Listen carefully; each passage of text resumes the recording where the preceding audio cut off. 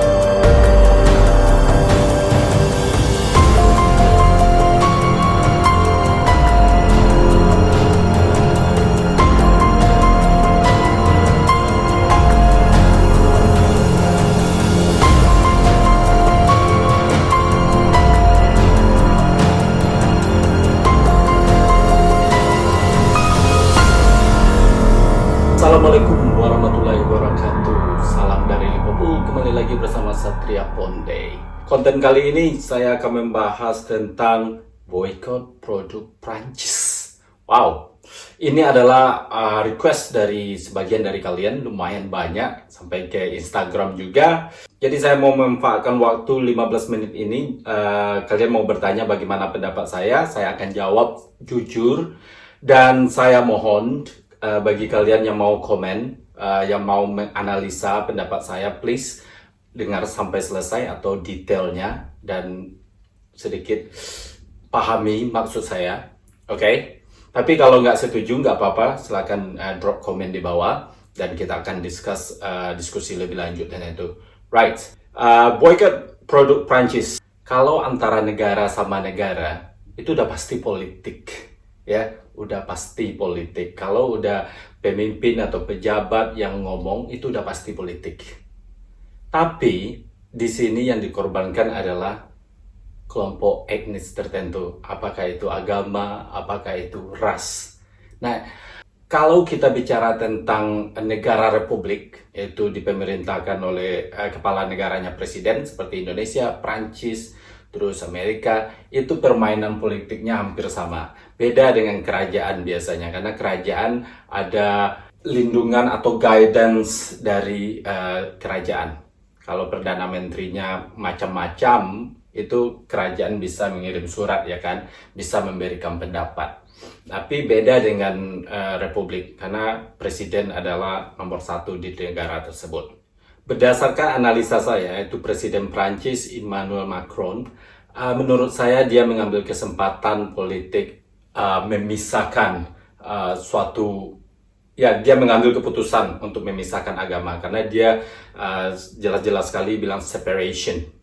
Kenapa dia pilih agama? Karena dia tahu dari sejarah kejadian belakangan ini ada unsurnya dengan agama Islam. Pertama, kita lihat dari populasi Prancis sekitar hampir 70 juta jiwa, ya. Nah, berapa yang memeluk agama Islam? Paling banyak 5%. Oke, kenapa yang dia pilih Islam di Prancis?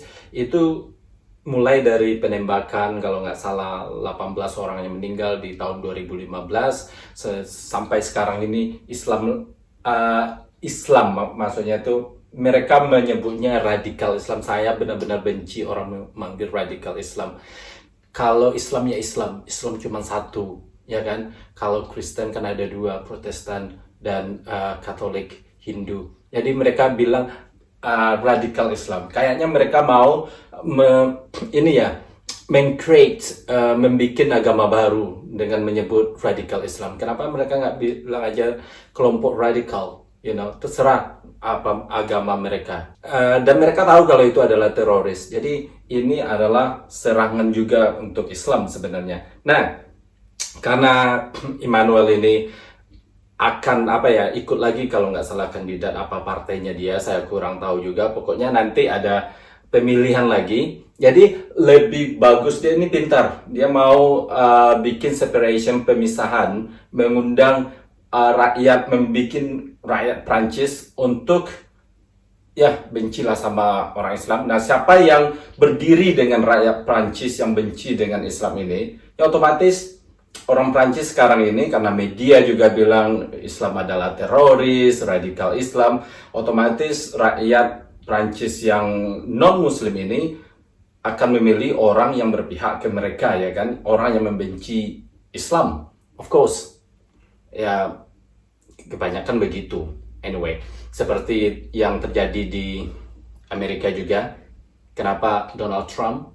Karena Donald Trump juga melakukan strategi yang sama. Dia memisahkan seperti black people, orang kulit hitam, imigran dan lain-lainnya.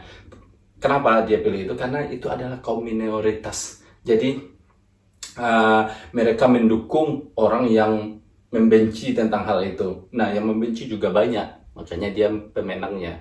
Dan terjadi di Indonesia juga sih sebenarnya. Makanya saya paling tidak suka dengan politikus yang membawa kelompok organisasi agama, atau baik itu agama apapun atau golongan apapun. Mereka mendekat ke yang komunitas yang banyak. Karena ada di Indonesia, ya kan, mendekat ke alim ulama, mendekat ke, pokoknya ya Islam kan agama terbesar di Indonesia, dan mereka mendekat ke sana. Padahal intinya semua politikus itu sama, guys. Mereka hanya bermuka dua untuk mendapatkan posisi mereka, untuk mementingkan partai mereka.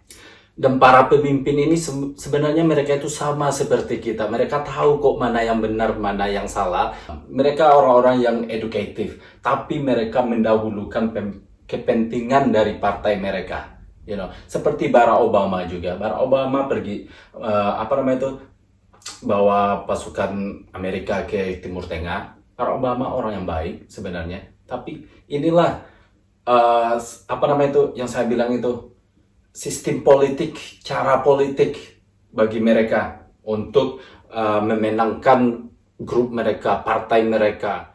Dan sama juga seperti di Indonesia. Di Indonesia juga begitu kan. Sebenarnya bapak-bapak presiden itu juga orang-orang baik. Calon-calon kandidat itu mereka juga orang baik, orang pintar. Mereka tahu kok mana yang benar, mana yang salah sebenarnya. Tapi dunia politik, dunia kejam. Itu pokoknya. Jadi kita sebagai rakyat sebenarnya bisa memisah-misahkannya itu. Makanya saya itu di Inggris ini lumayan tenang kalau ada pemilu di sini. Kenapa? Di sini tidak ada orang yang ngefans atau ngebet atau mendewakan atau benar-benar berjuang untuk calon perdana menterinya. Nggak ada. Contohnya, yang satu mendukung partai konservatif misalnya, yang kedua Labour. Di saat mereka berbincang, mereka akan menemukan yang tidak mereka suka dari keputusan pemimpin partai ini.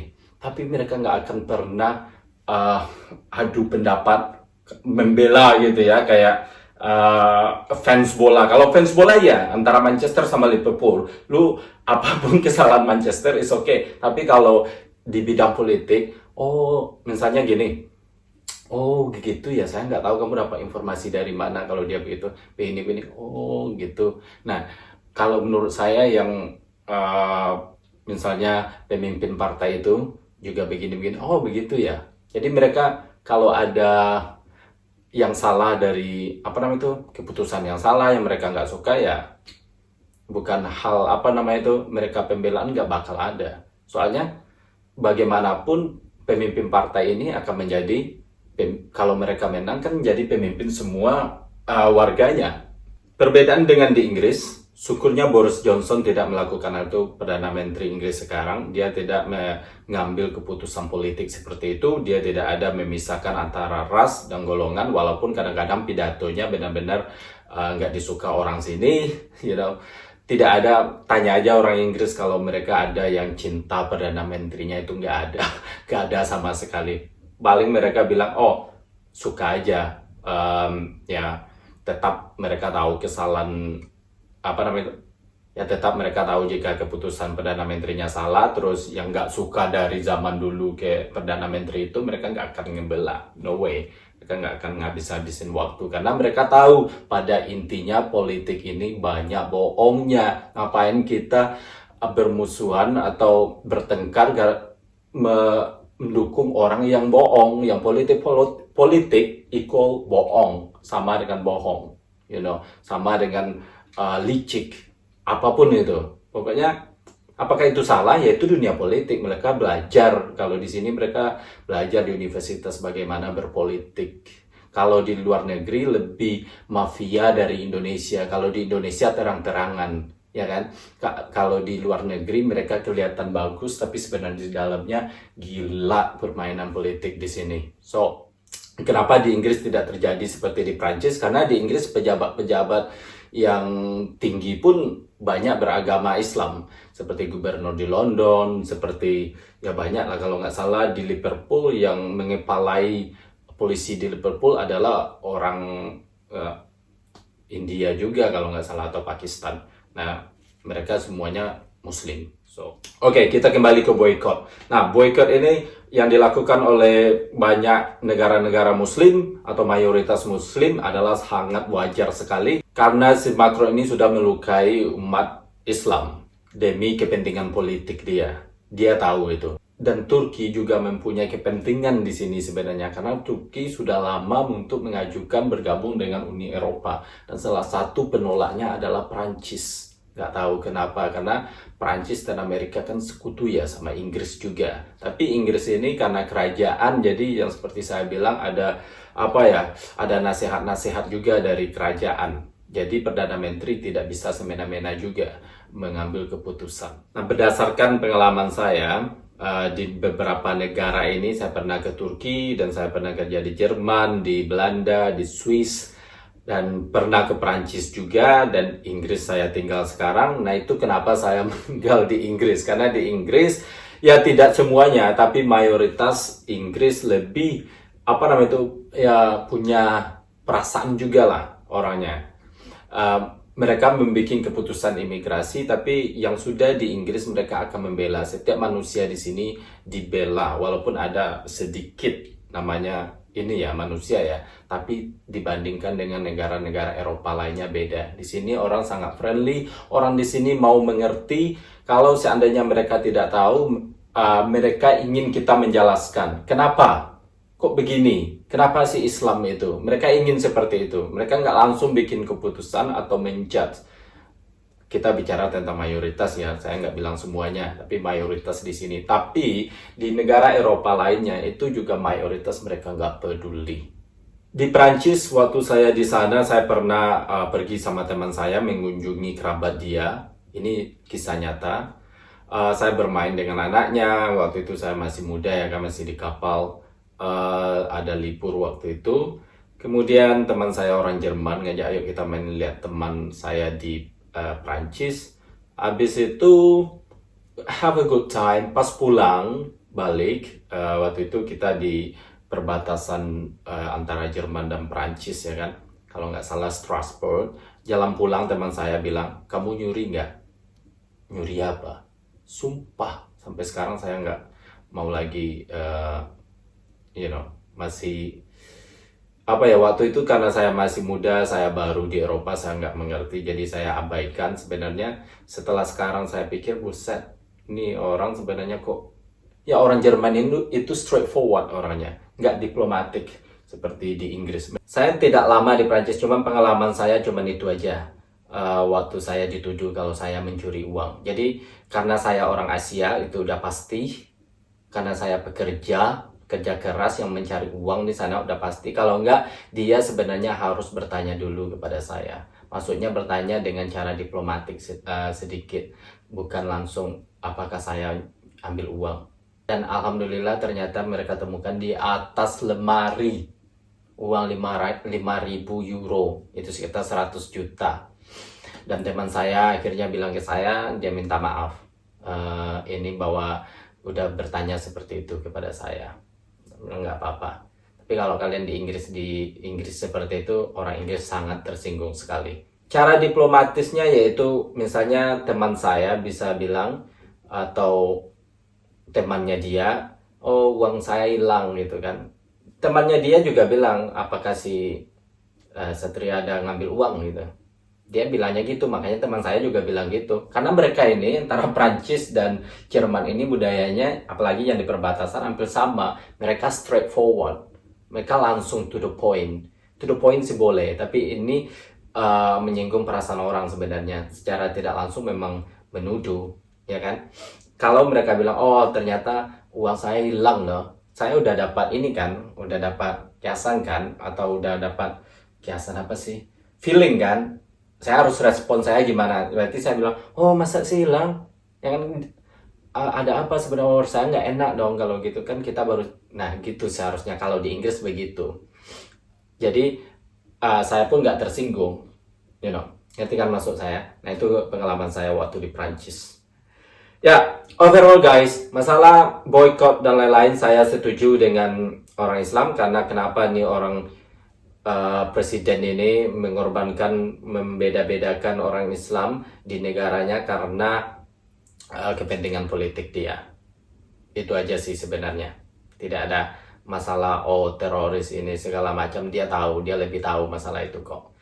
Nah menurut saya apakah itu agama Islam yang dikorbankan atau agama lain, sama aja, ini tidak bisa diterima.